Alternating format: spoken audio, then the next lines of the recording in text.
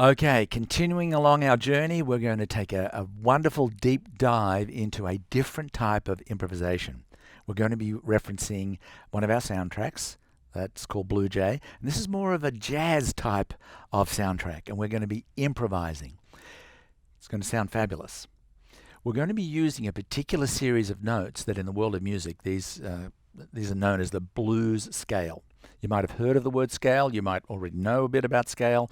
I'm not going to get into the theory of that now, but what I do want to do is show you what the series of notes is that we're going to be using and immediately get you into improvising against the wonderful Blue Jay soundtrack. So let's have a look and see. First thing, I want to show you what a blues scale looks like, and the actual blues scale that we're going to be using in this particular piece is in the key of C. If you don't know what that means, it doesn't matter. Some of you will know what it means. In fact, in our foundation enhancement program, we'll explore that in a little bit more detail.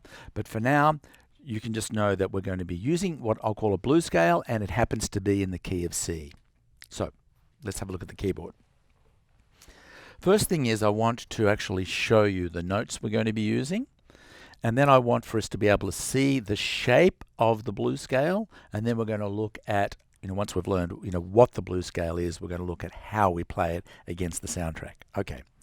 So what I want you to do, I'm just going to play the blues scale. I'm going to start on C here, and I'm just going to play from C to C using the notes of the blues scale. So it goes from here to here to here to here to here to here to here.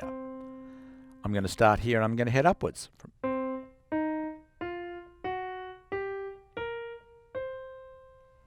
So there are the notes. Now let's look at those same notes but from a different perspective. So watch what I'm going to do here. Okay, so I'm going to head downwards in this instance. Let's have a look. I'm on my C. I come down to this black note, which is the top black note of the three group. And then it's this white note here. And we can see that it's this white note. This is F, right below the three black keys. This is G. Don't worry about the note name for now, but I'm just letting you know. So we've gone from this white note to this black note to this white note. Now if we just look at those first three notes here, can you see how that, if we were to join the dots, that actually gives a triangle shape? Okay, good. There's those three notes. Now, the next notes, starting from here, come down to this black note right alongside to the white note right alongside. So we went from here to here to here. We can actually see that there's another little triangle right there. And then from here, it comes down to the black note, the top of the two group, and down to C. So we went here from the F to the black note to the C. We can see that we've got another larger triangle. So let's look at that. We started here on the C, and I'm heading downwards. Doesn't matter what direction you go in. I'm just doing it this way to unfold it for you. We're starting at the C, the black note, down to this G, and there's a triangle. From here,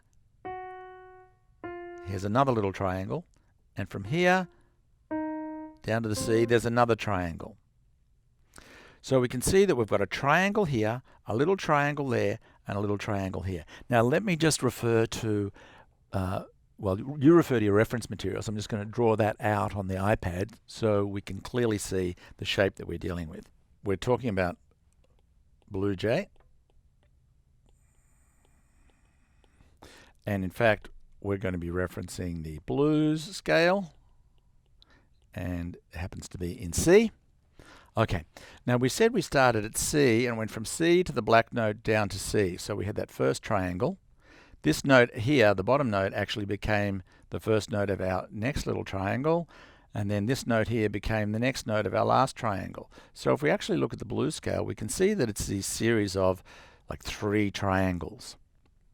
Okay, I want you to keep that image in mind.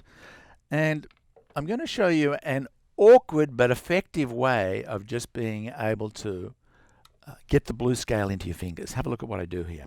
I want you to take both of your thumbs and I want you to put them on these two white notes. So you're putting them on the F, which we know it's an F because it's right below the three black notes, and then the G, which is right above it. So you've got your thumbs on the two white notes. We also mentioned in our blues scale that we use the top of the 2 group of blacks and the top of the 3 group. So I just want you to take your second finger on each hand and put them on the black notes, and then take your third fingers and put them on the Cs. So you can see this hand here, our right hand is playing one of the triangles, our left hand is playing one of the triangles, and we've got this little triangle in between that either our thumb can come over to, or our second finger can come over to, or our second finger can come over to. So just by holding my hand in this position here, I could run my way through the blues scale, or I could come up the blues scale,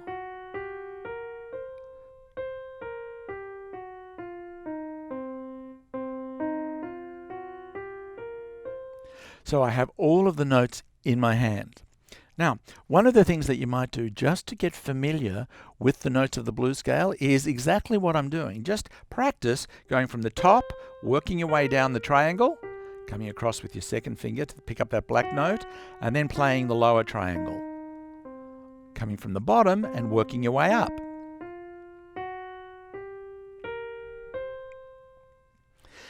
As we explore improvising with this, you might like to try just getting your hands in position and playing it against the soundtrack. I'll demonstrate that in a little while, but for now, just begin to familiarize yourself with the actual notes, visualizing them as those 3 triangles, and put both of your hands in position as I've been showing you, and just get used to running down the blues scale. Right now, I'm just doing one note at a time. Sort of, we could just call it on the beat. If you could imagine, here was a beat. Okay, great. The other thing we could do is we could explore borrowing, cross-pollinating from our earlier improvisations and doing our Humpty Dumpty, Humpty Dumpty, Humpty Dumpty, Humpty Dumpty, Humpty Dumpty. Incidentally, I want to talk to you about that Humpty Dumpty rhythm. Having taught Simply Music millions and millions of lessons to students all around the world, one of the things we've seen is some students find that getting that Humpty Dumpty rhythm into their fingers is a little challenging. I'm of the view that it gets challenging if we try to think a little bit too hard about it. See, if we look at it, and I just want to draw a reference to our heartbeat. We talk about our heart having a rock-solid, steady, strong, even rhythm.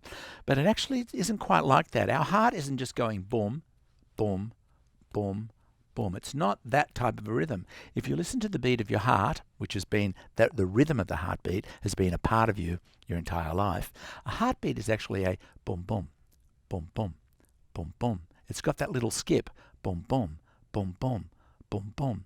So if we're listening to that type of a rhythm, and you're unclear or a little bit hesitant in getting it into your fingers, just think in terms of the heartbeat. It's not a boom, boom, boom, boom, boom. It's a boom, boom, boom, boom, boom, boom, boom, boom, boom, boom, boom, boom, bum, bum, boom, boom, boom, boom. That really is what I find that gives us a really workable way of connecting to that natural sort of Humpty Dumpty rhythm that we're trying to get with some of these pieces. So see if that assists you. If you find that you can connect to the rhythm very easily in the beginning, great. Otherwise, you might find that you're just reminding yourself to think in terms of that boom, boom, boom, boom, boom, boom, drawing on your own heartbeat. Okay, so let's come back to our blues scale. What I'm going to do is I'm going to play the soundtrack now, and let's have a listen to it. Let's get a sort of a sense of the feel and the mood of it, and then watch what I'm going to be doing as I play our improvisation using the blues scale. So let's have a listen to this now.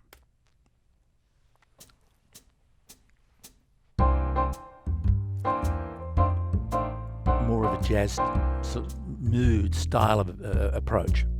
Incidentally, this whole piece follows our standard 12-bar blues structure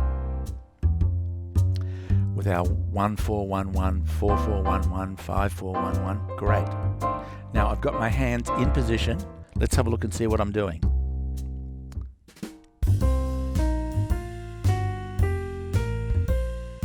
I'm just working my way down the blues scale with my hands in position exactly as I said to you before.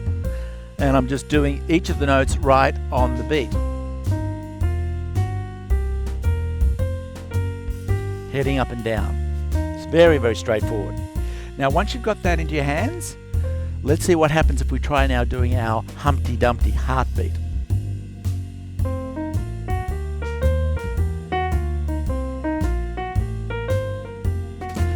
I'm heading up and down the blues scale, but what about now if I change up my direction a little bit?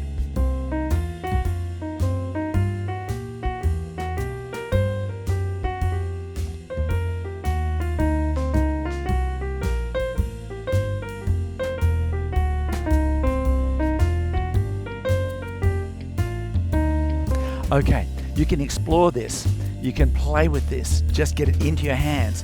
However, if you feel like you've got a grasp of it, I'd like you to just try using your thumb on the white notes and finger 3 on the black notes. Have a look. I'm just coming over with my finger 3. Very straightforward. I'm just letting my thumb come under.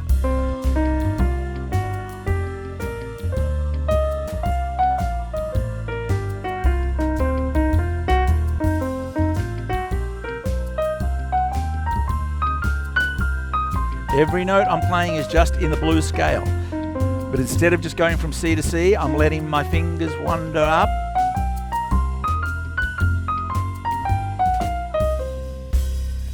Okay, this is fabulous. Like I've said, if you begin this and you feel a little bit reluctant, a little bit hesitant, there's no rush.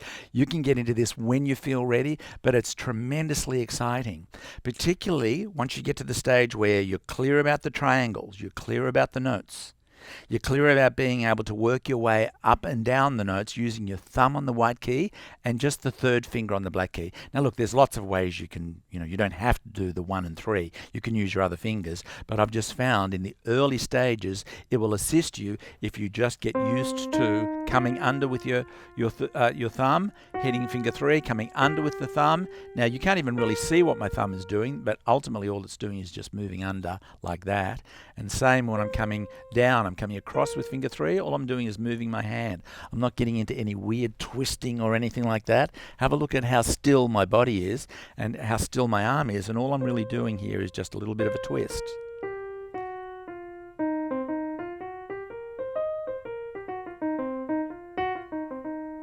Very, very straightforward. Great. Once you feel as though you've got a little bit of ease and freedom with that, then I want you to have a go in doing this against the beautiful Blue Jay soundtrack. In fact, what I'd like to do is demonstrate playing the blues scale across the keyboard. I'm going to work with 3 particular rhythms. I'm just going to work with playing on the beat. Bum, bum, bum, bum, bum, bum, bum. I'm going to use our Humpty Dumpty heartbeat rhythm. Bum, bum, bum, bum, bum, bum, bum, bum, Humpty Dumpty, Humpty Dumpty. I'm also going to draw on that hickory dickory, hickory dickory. 1, 2, 3, 1, 2, 3, 1, 2, 3, 1, 2, 3.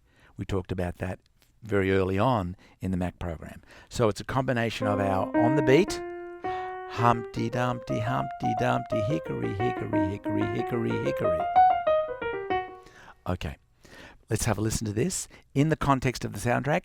And I've got the absolute pleasure of improvising with my wonderful oldest son, Leon, who is better looking than I am, but I think he actually gets his good looks from me, so I suppose they're ultimately my good looks. But let's have a listen to Blue Jay with my son Leon, who's a brilliant pianist, a brilliant music teacher, and a brilliant trumpeter. And you're going to have a lot of fun with this. Very, very exciting.